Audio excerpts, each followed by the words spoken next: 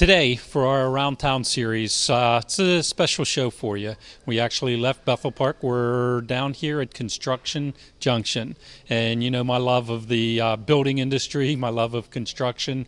What better place than to give you a tour of a place for the reuse of all your construction material? So whether you're building a new house, whether you're redoing, reconstructing, you don't have to throw out the material anymore to the landfills. There is a place that can be used, a place that you can go and recycle all your building products. And this is it. So at Construction Junction, you'll see the doors, you'll see the toilets, you'll see everything.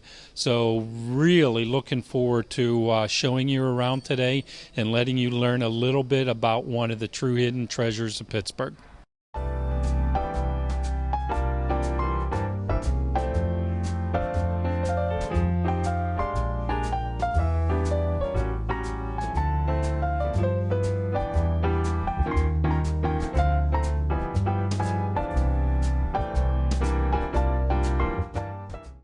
The idea for Construction Junction was really hatched among three different environmental nonprofits: Conservation Consultants, the Green Building Alliance, and the Pennsylvania Resources Council.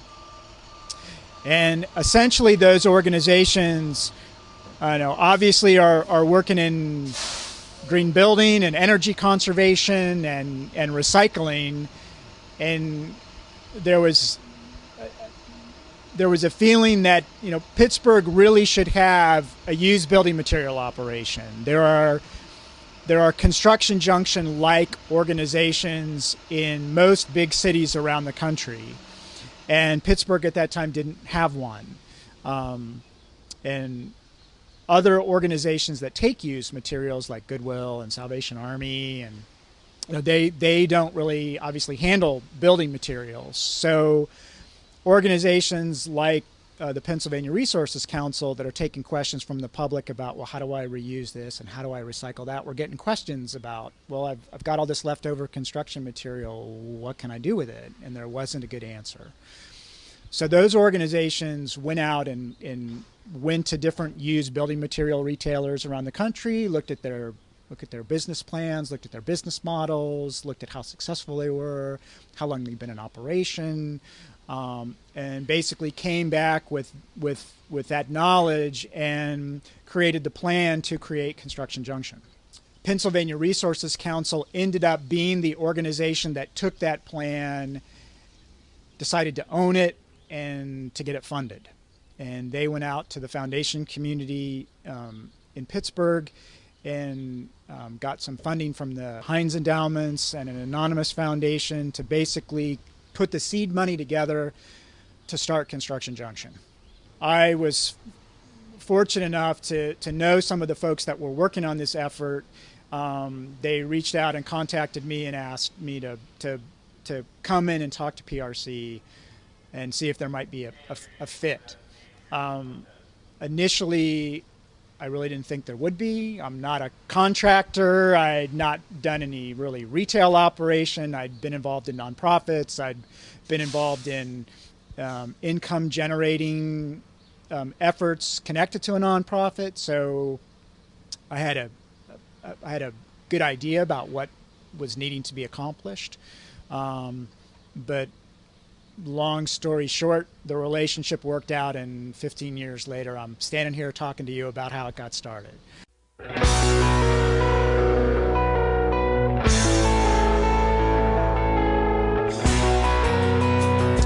The first thing that I was asked to do was to help find a location.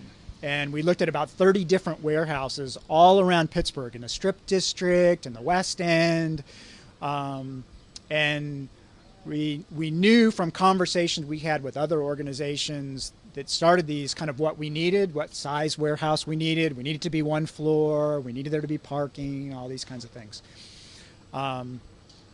There weren't very many locations in Pittsburgh that really fit the bill.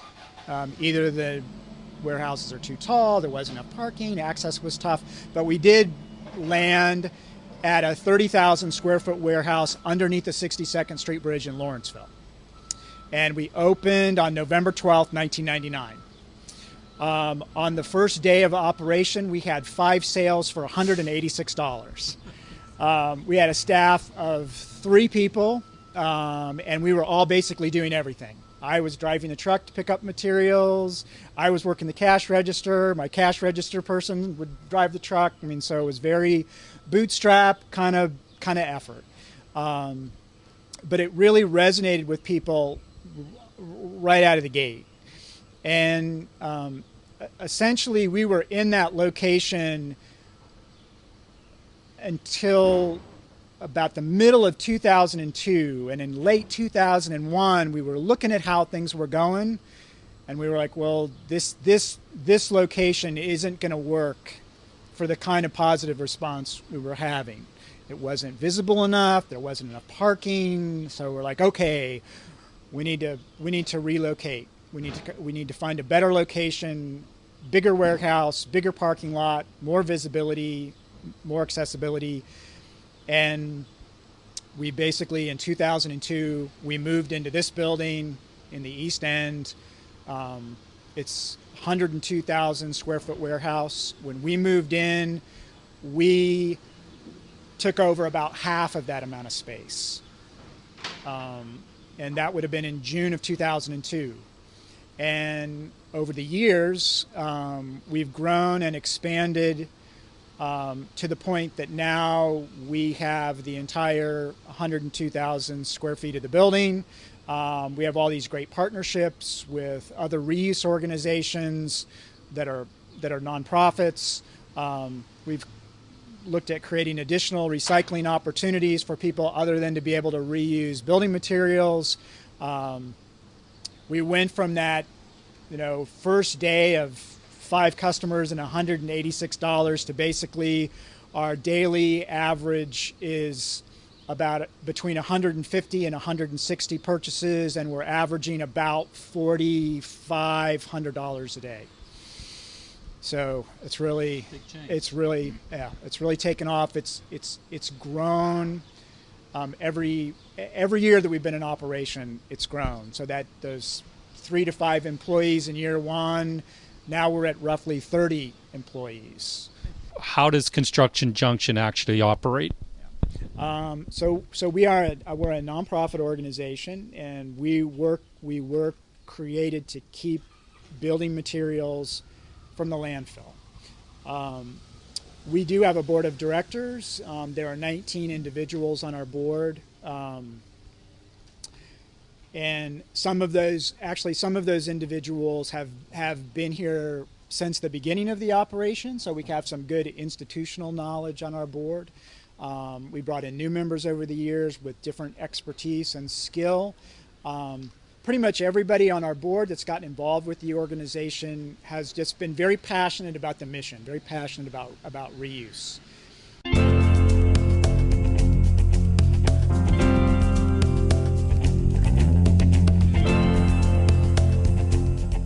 Okay, Mike, we're at the first step of Construction Junction. Why don't you tell us where we are and what we're looking at here? You're in an area of the warehouse that we call the back 40. And this area is where the material that's either picked up by our pickup crew or deconstructed by our deconstruction crew comes in to the operation. Okay. And in this is a staging area for what? All kinds of stuff. So this morning we just got a tractor trailer load of used carpet tile that's come in. Anything that our truck goes out and picks up. So those are bigger donations. They might be full kitchen sets. They might be picked up from commercial operation, might be picked up from somebody cleaning out a warehouse. So bigger volumes of material than what an individual would throw in the back of his or her pickup truck and drop off at our other receiving area. So everything that comes in here is just dropped and sorted later, or do they actually sort out here? It gets dropped here, it gets sorted here, it gets entered into our inventory system, it gets priced, and then it goes out onto the floor. If we have a big volume of something, we may separate that volume and store some of that material back in this area, and then we would send the rest of it out onto the retail floor. And what are you doing here at Construction Junction? I work here in the warehouse, and I have a variety of tasks, whether helping customers load out things or put things from the floor, out into the store, and sorting things, which is what I'm doing right now. Okay, when you're sorting things like we are now, are these items that came from just homeowners that brought them in? So we have a variety of places where these come from, whether homeowners or businesses that want to give us, overstock, or warehouses that are closing that want to get rid of things. So yeah, it comes from all over the place. Do you know where these items came from? I think these came from a warehouse. Okay. Yeah. And you're sorting to make sure they're saleable items, and then you clean them and tag them, or what is your actual process? Yeah, so just separating, when things come in, they can be quite messy. Just different tools with books and, odds and ends. So just putting things together, making sure that everything, we're not selling junk. And yeah, just putting them in bins and putting them out on the floor. What got you interested in Construction Junction? I love crafting things, and I'm always tinkering with projects, so I shopped here a lot before coming to Construction Junction to work. So yeah, it just feels like it's a really great place. What is your job title here? I'm the deconstruction manager. What does that mean? We do a lot of salvage. We work with demolition jobs, gut rehabs. We go out in the field with a truck and tools and some people, and we actually physically remove stuff from buildings. And that's what you've done the entire 13 years you've been here? Pretty much. We also fill in around the warehouse when we have any downtime. We either build or we just help with the retail or customer service, whatever we have to do. Do you have a background in building or construction, that this is what you do, the demolition? Yeah, I've knocked around a bit. What did you do before you came here then?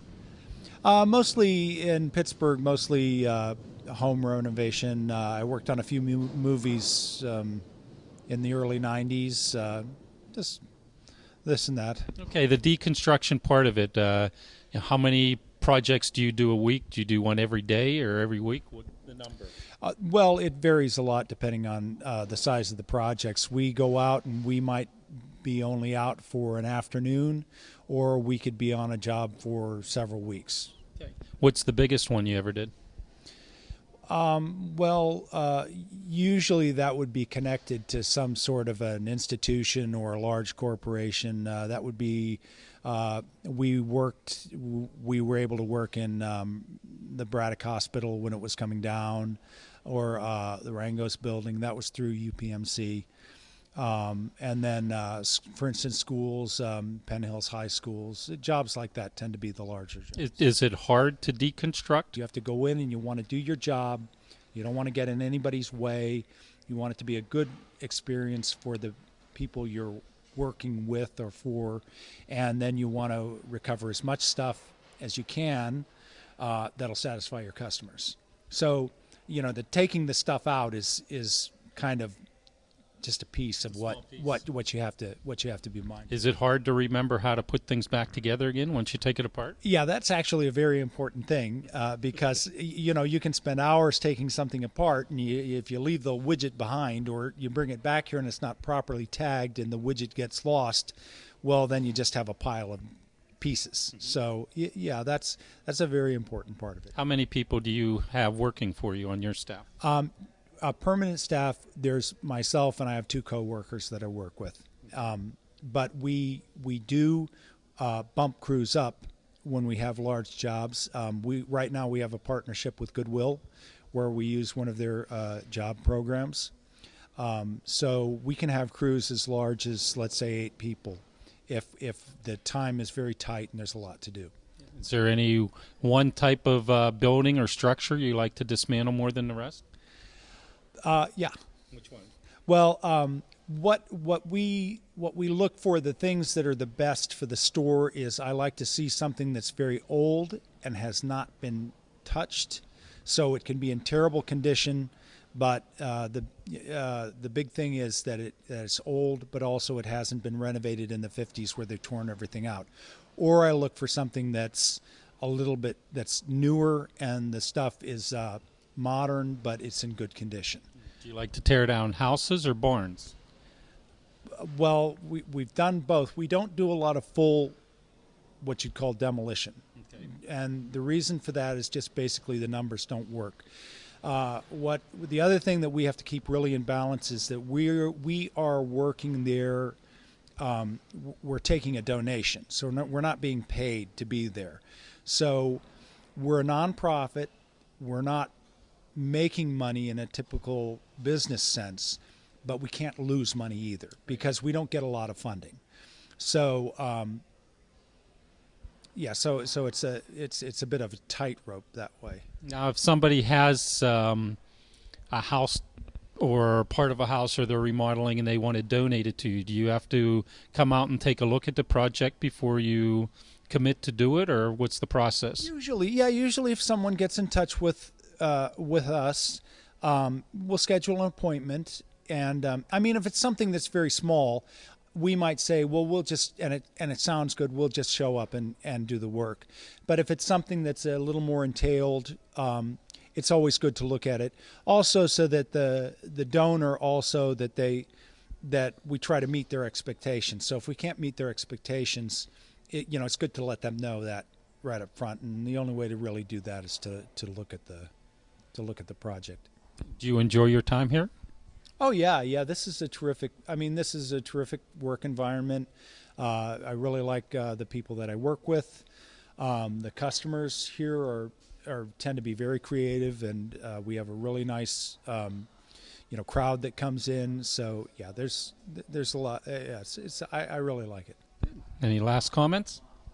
No, I hope that we just continue to expand and develop more nonprofit partnerships, and that people keep come on down to the store. Tell us what we're doing here. Okay, so this is where all of the residential folks come to drop off their materials. So they pull up to our loading dock. The guys that work on the dock will basically screen what they're bringing in.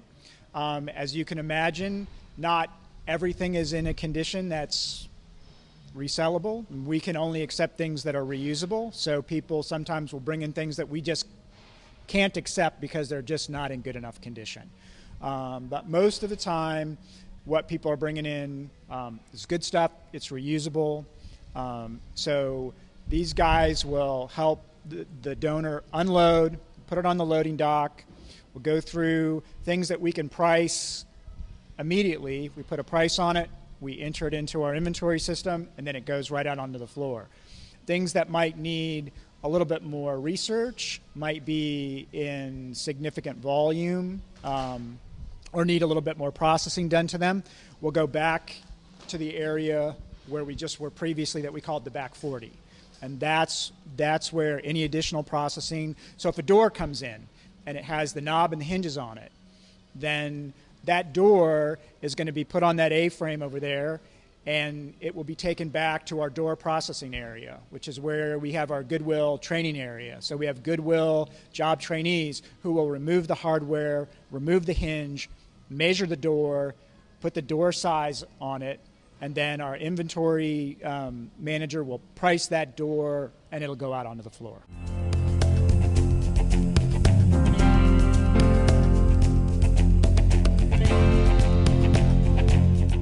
Construction Junction, what's your title, what's your capacity here? I'm the store manager here at Construction Junction, and the capacity is, well, everything. A little bit of everything, that's what I do. Okay, how long have you been here? A little bit over 6 years, probably 6.5 years now. What was your first job here, your first day? Oh, warehouse associate, just like everyone else starting out, just moving things from A to B. Yeah. And what made you stay? Oh, it's just a great place to work. I mean, great people, great customers, interesting inventory. I mean, there's no place like it, so.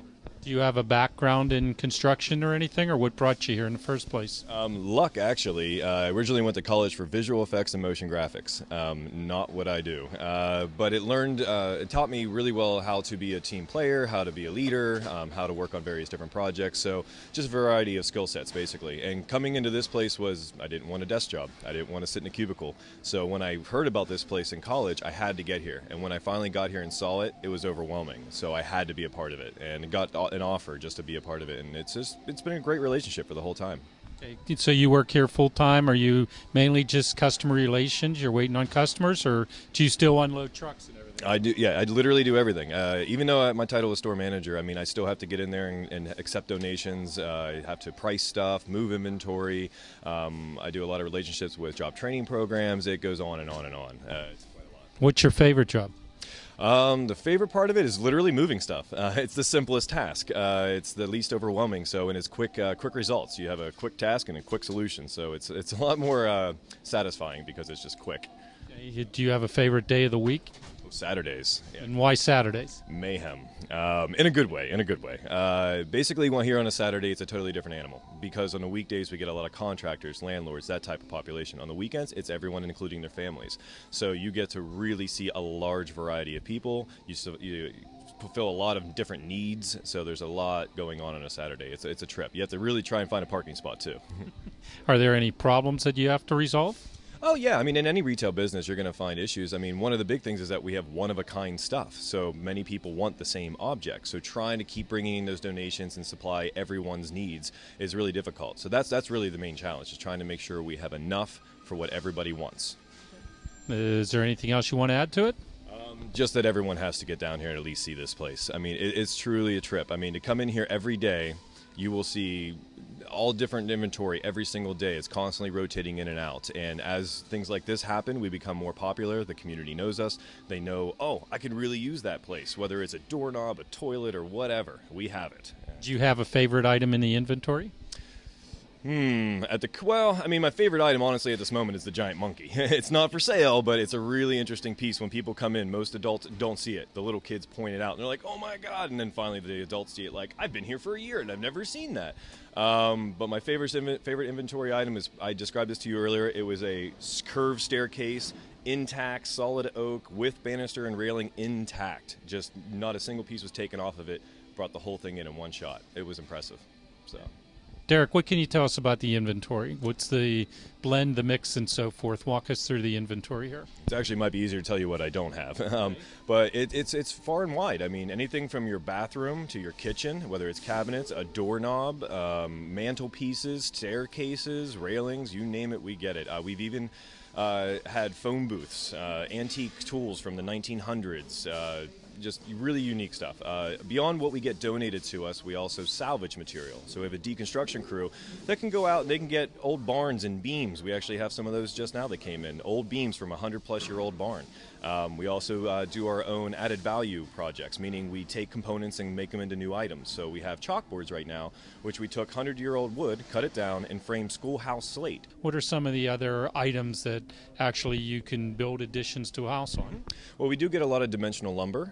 We also get anything from any sheet good, drywall, OSB, melamine type material, Homasote, you name it. We get all that stuff.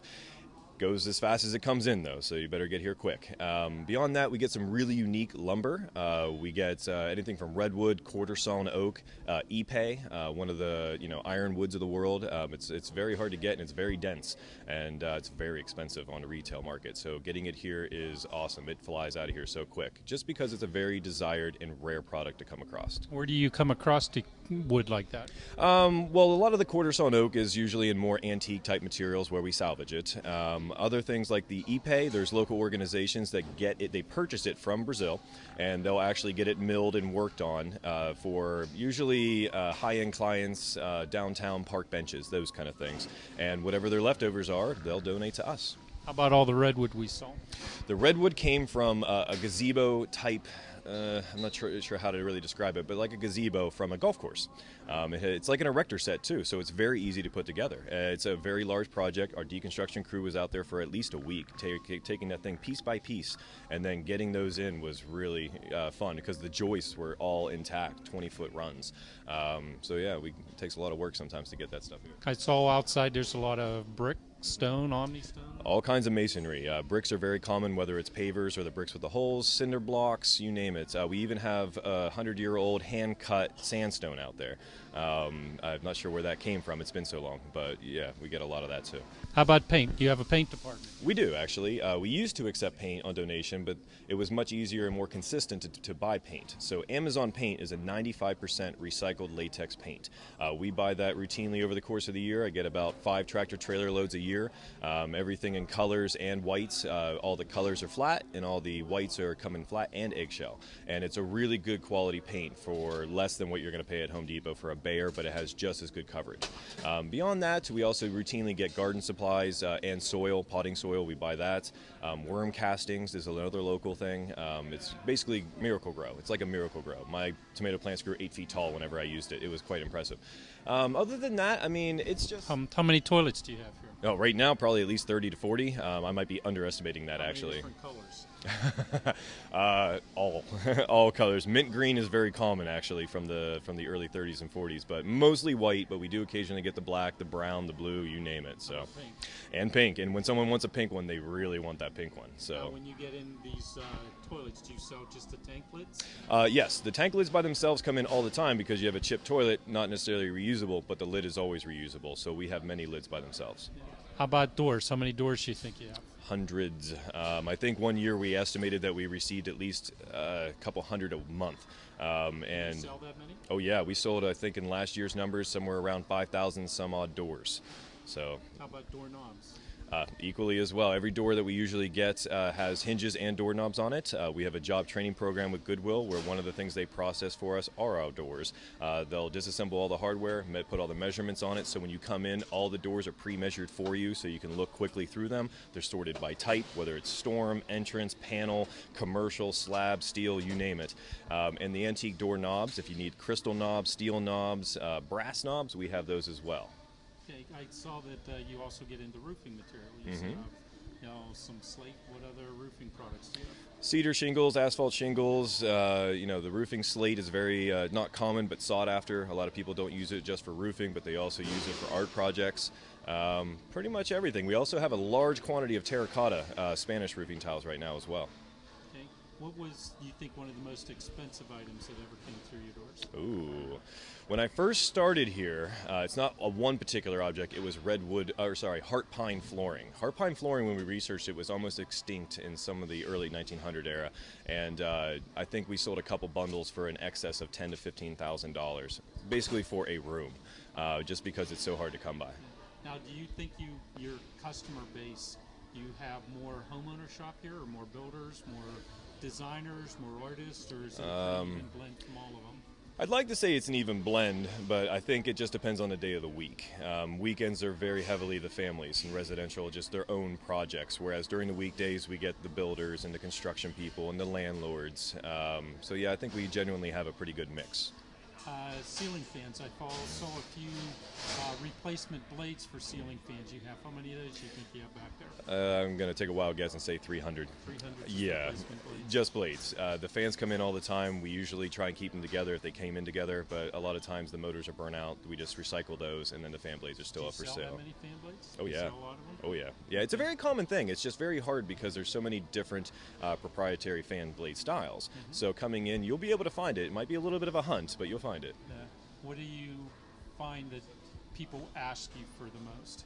Is there one item you get the most requests for? Well, the most commonly sold items are going to be doors, plumbing, whether it's a toilet or a sink, and then cabinets. Kitchen sets are actually a really, really sought after item here because we get them in all the time, and people love to save money on a kitchen, and it's a very costly item in your house. And it can make it look like a whole new room if you just buy a new kitchen. Even then, you can just replace the doors, and we get a lot of cabinet doors by themselves. If the cabinet itself is shot, we'll salvage the doors, and hopefully you can redo your whole kitchen, just the faces. It looks like a whole new kitchen. Is there anything that you'd want people to be bringing you more than the most?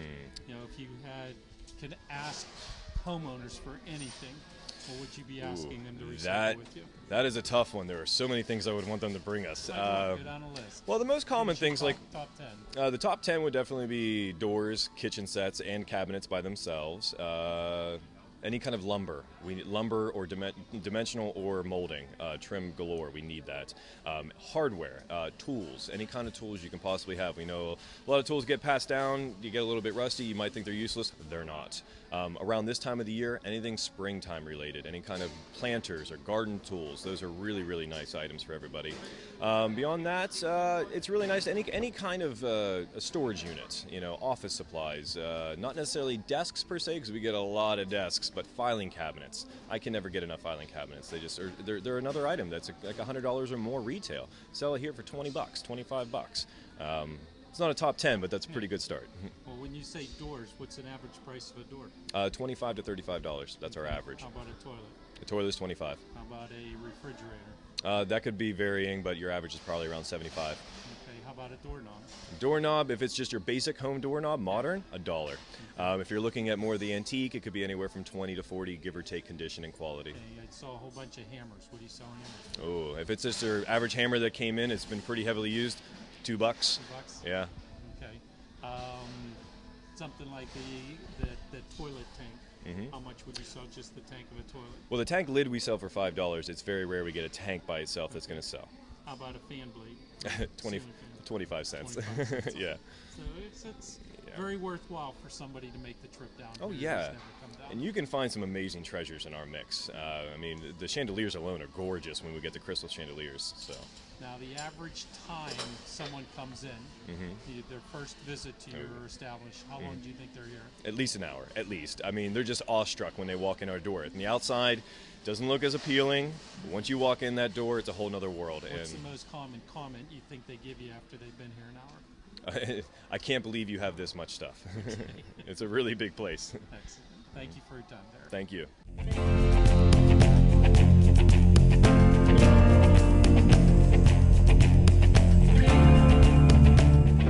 What can you tell us about your recycling partners? I mean, when walking around, I see basically everything from electronics to paper to cardboard to lumber to everything. What can you tell us? Tell us a little bit about each of the different areas that you do recycle. Sure. In addition to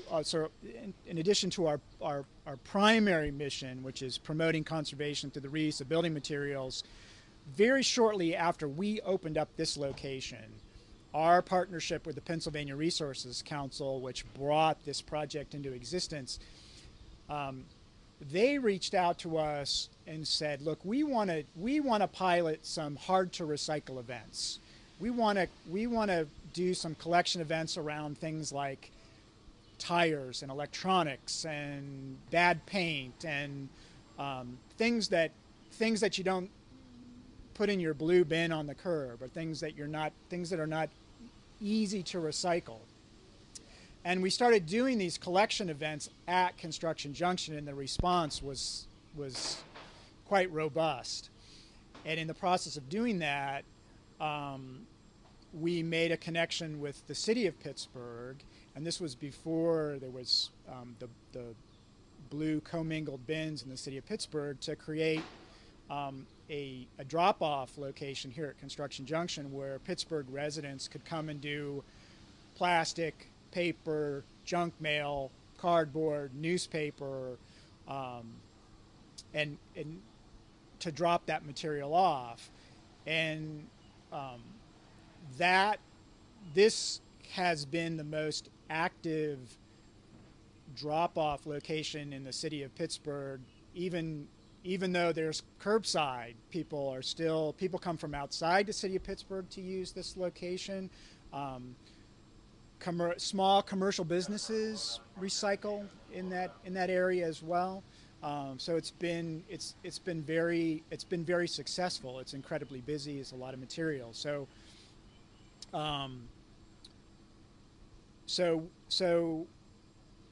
stepping back to the hard to recycle events, as those started to pick up steam and there started to be more demand, and we needed to do them, PRC needed to do them in more locations than just the east end of Pittsburgh,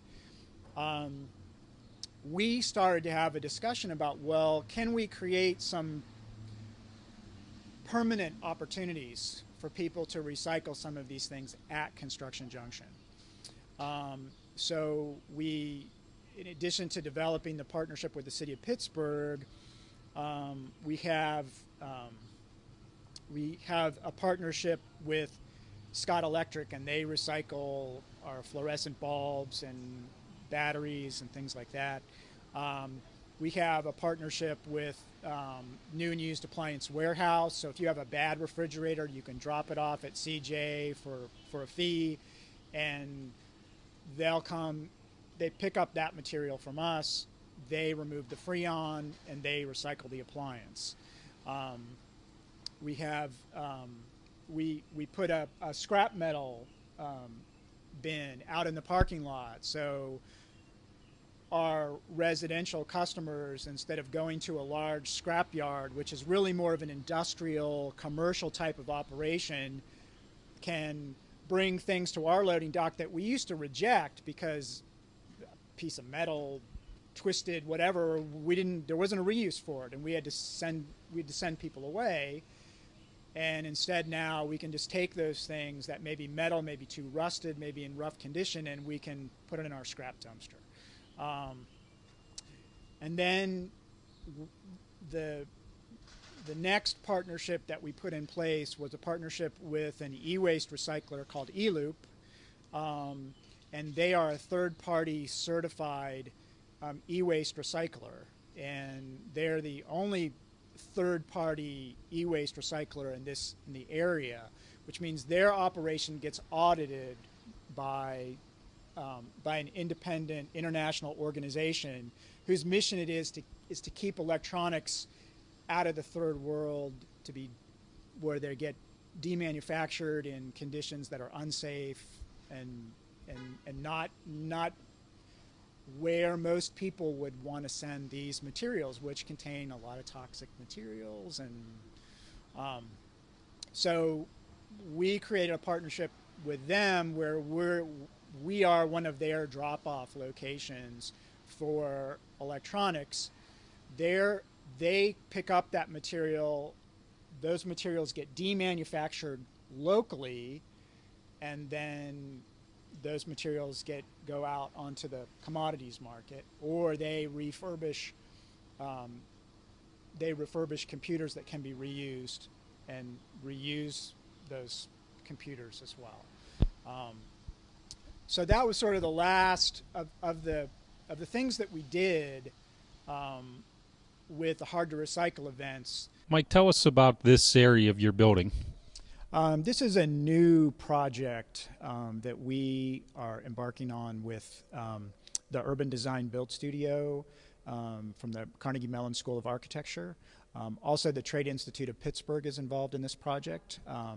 This space will be the future home of a project that we're calling Project RE, which basically this space will be a community room and a full-scale workshop that will be a woodworking shop, and also we'll have a metal shop. And it's basically, we're going to be working with Carnegie Mellon architecture students on projects where they will be working with us to design value-added products, things as simple as tables to wardrobes, all the way up to actually creating a prototype of a house that will have used building materials incorporated into it, but also a lot of new materials.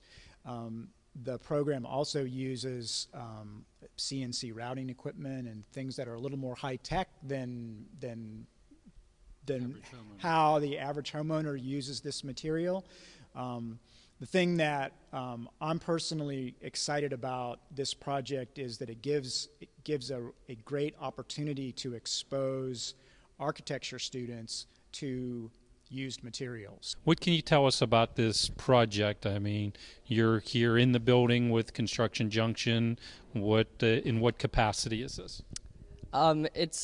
It started, I guess, as a generous relationship between Construction Junction and us, leasing their spaces to build our projects starting a few years ago, and now it's grown into a partnership between the two entities, as well as the third entity, the Trade Institute of Pittsburgh, under an umbrella entity called Project RE.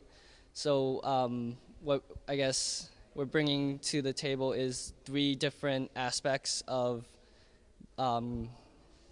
making a better built environment, with students here working on designs and bringing their knowledge of architecture to the table, CJ with the reuse materials, and then Trade Institute with skills and labor.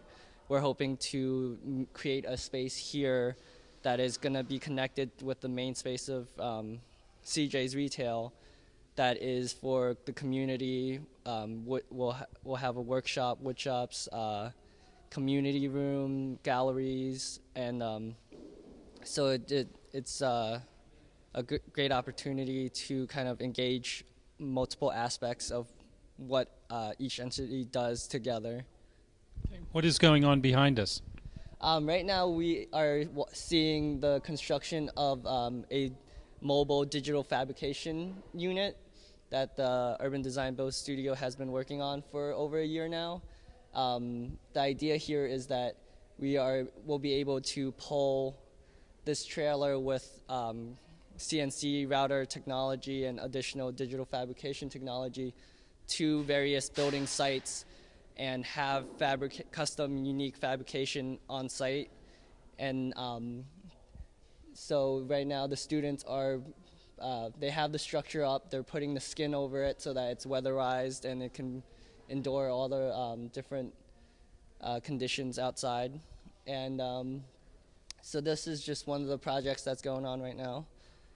And we're currently mocking up another project for the actual space here and how the rooms will work. And on the other side of this wall is the entrance marquee that's going up currently before we blow out the wall and have the opening and the connection between the two spaces. So Mike, what can you tell us about the Computer Reach program that is here at the Construction Junction?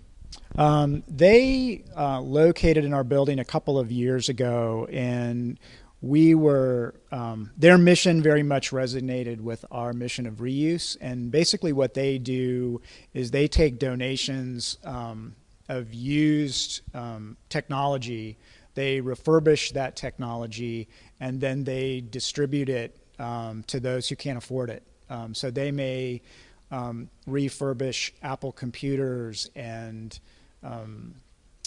get them to programs in Pittsburgh that can't afford an Apple computer. They may also refurbish that same type of computer and send it to Ghana. My wife and I actually took a group of CMU students a couple of years ago to Ghana to the Street Academy, which is a school that takes in kids from the street who basically are homeless. And that school did not have any kind of technology or computers in the school. When we came back, I got with Computer Reach, and they facilitated and sponsored the sending of 5 computers to that school, which was the first time the kids at that school had access to computers. So that's sort of a flavor of what they do. And they've sent computers to Africa, they've sent computers to Nicaragua, and a number of other places. I understand you have a business within the business of Construction Junction.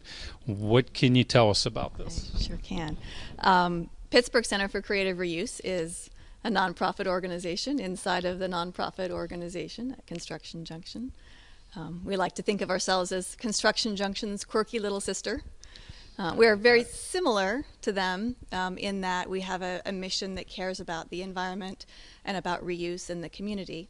And we're different from them in a lot of ways as well. We don't have a formal relationship with them. We're a separate organization, but we also wouldn't be here without them.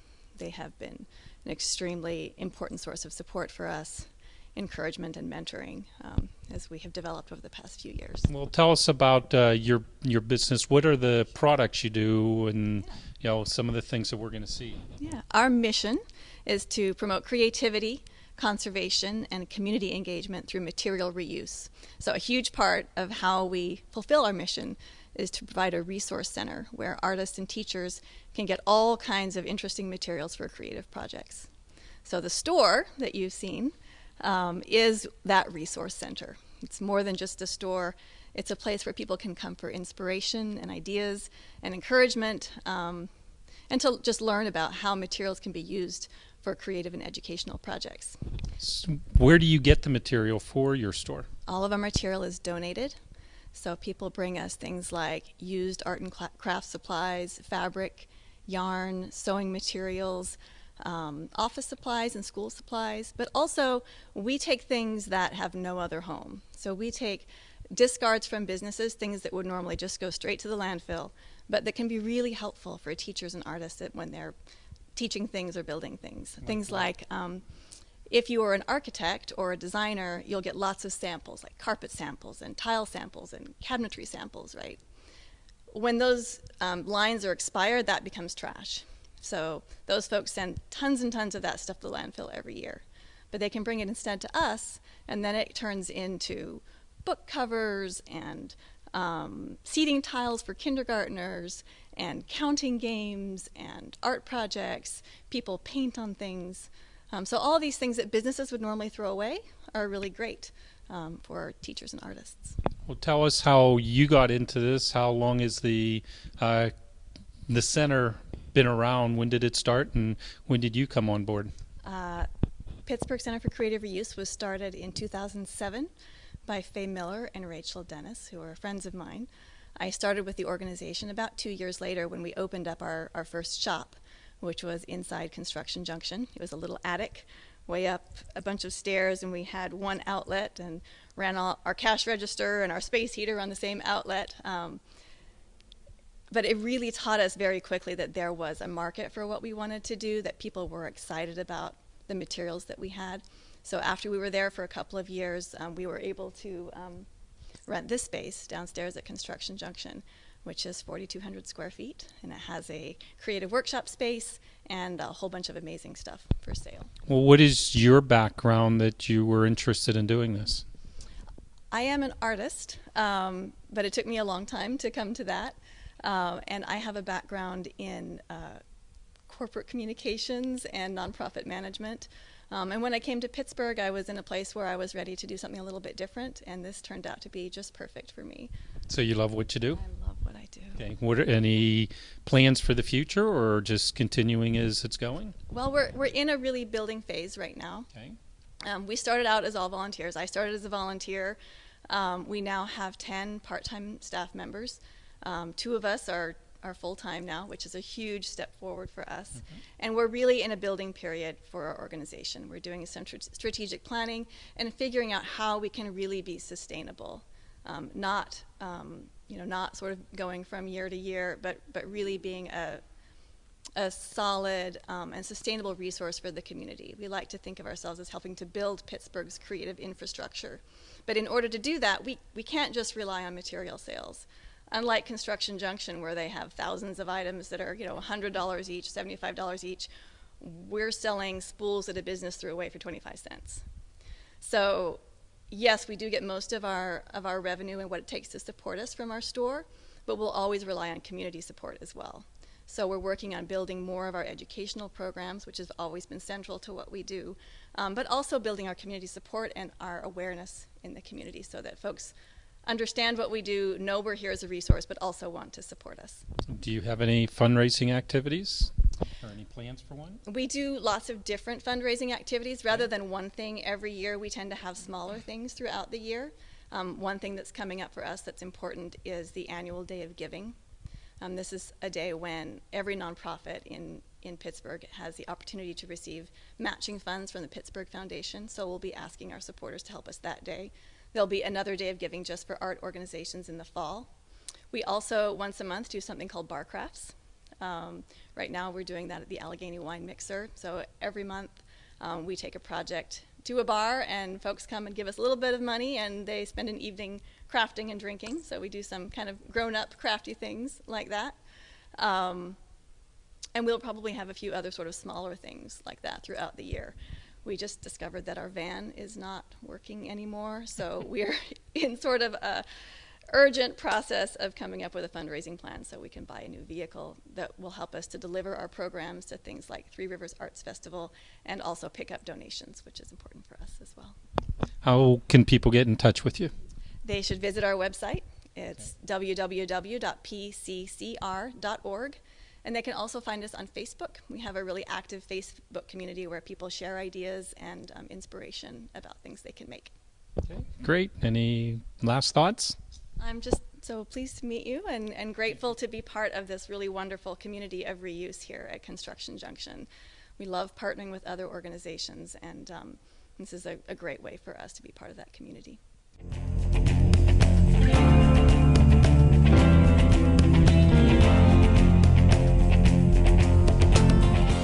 Do you have volunteers that operate here also? You know, we do have volunteers. We're not a volunteer-driven organization.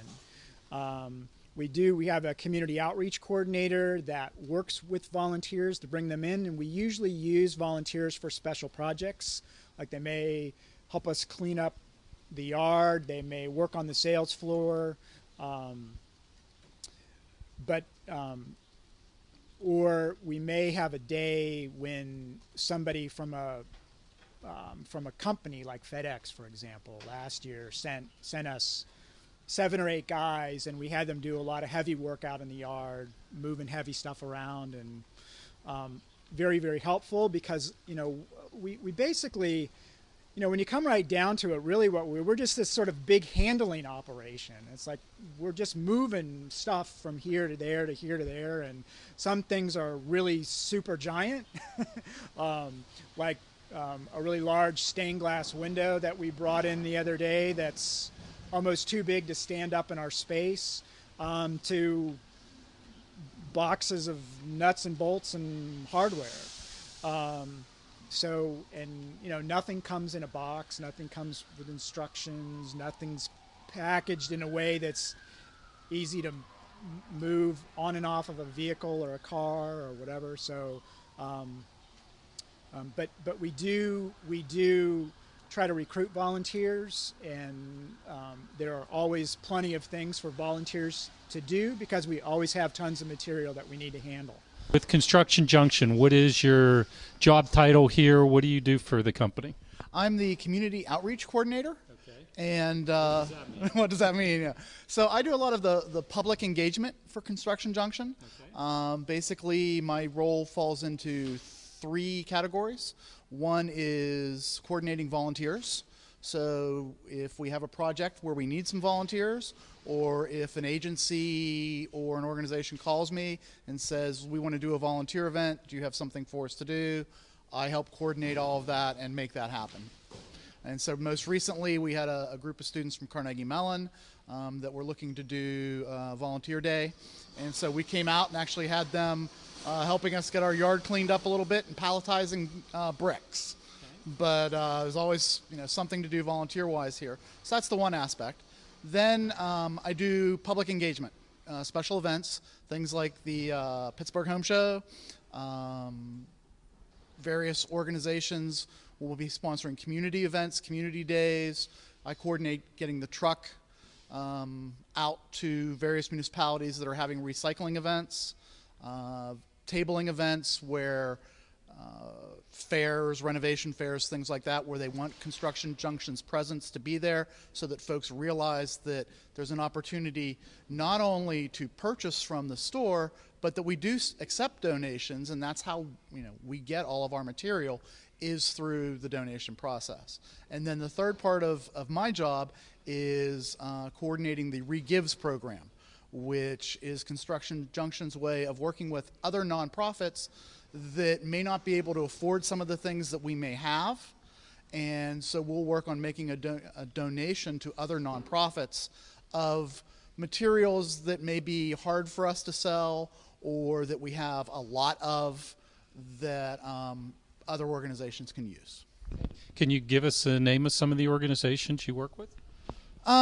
It's truly just a lot of different church groups, theater groups, communities that are working on community gardens, things like that. Most recently, we've been doing some work with GTEC and their projects of reclaiming some of the vacant land up in the south side. But it's truly, you know, a wide variety of nonprofits. Any fundraising activities that you do outside of your retail stores? Yes, and we were a little late coming to the sort of fundraising event as a nonprofit.